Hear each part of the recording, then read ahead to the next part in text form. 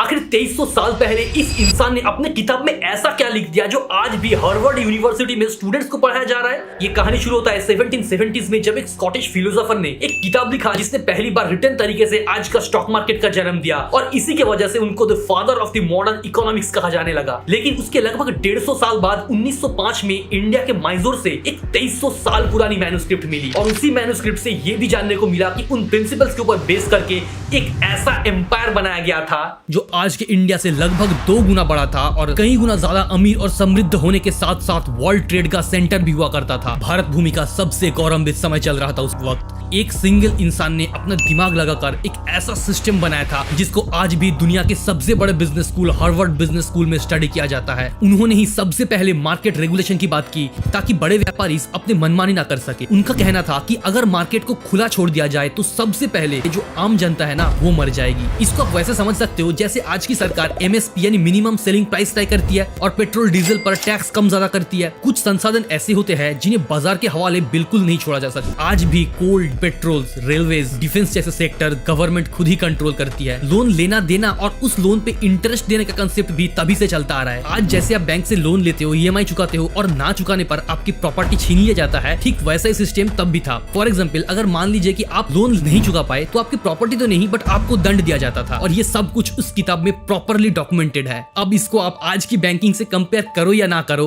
But है तो लगभग सेम ही कंसेप्ट। और ऊपर से ये जो नकली नोट बनाने की परंपरा है ना, वो आज की नहीं है। अभी जो नोट्स बनाते हैं ना, तब के टाइम पे लोग सिक्के डुप्लीकेट बनाते थे। हाँ, 2300 साल पुरानी बात है ये। तो उनको बहुत कड़ी सजा सुनाई जाती थी क्योंकि इनका मानना था ऐसे जो लोग हैं ये सिस्टम को अंदर ही अंदर झंझोड़ के रख देता है। उन्होंने कहा कि अगर बड़ा बिजनेस करना है तो पार्टनरशिप में करो। इसका 2 फायदा बताया उन्होंने। पहला तो जो प्रॉफिट होगा वो सब में शेयर हो जाएगा अकॉर्डिंग टू देयर कंट्रीब्यूशन, और दूसरा अगर गलती से बिजनेस डूब गया या घाटे में चला गया तो जो लॉस होगा वो सब में बटेगा। ये जो सिस्टम था, प्रॉफिट या लॉस जो भी हो सब आपस में बांट ले, यही तो है स्टॉक मार्केट का बेसिक कंसेप्ट। तो अगली बार जब आप स्टॉक मार्केट से प्रॉफिट कमाओ तो याद रखना आप उस विरासत की पार्ट हो जिसकी नींव रखी गई थी आज से 2500 साल पहले the legend, the myth, the one and only Vishnugupta तथा कौटिल्य तथा चाणक्य के द्वारा अपने किताब अर्थशास्त्र में। और अर्थशास्त्र उन कुछ चुनिंदा किताबों में से है जो फॉर्चुनेटली एग्जिस्ट कर गई और आज भी वैसा का वैसा इंटैक्ट मिलता है। मैं इसको यहाँ ऊपर लिंक कर रहा हूँ, हो सके तो एक बार पढ़ना इसको।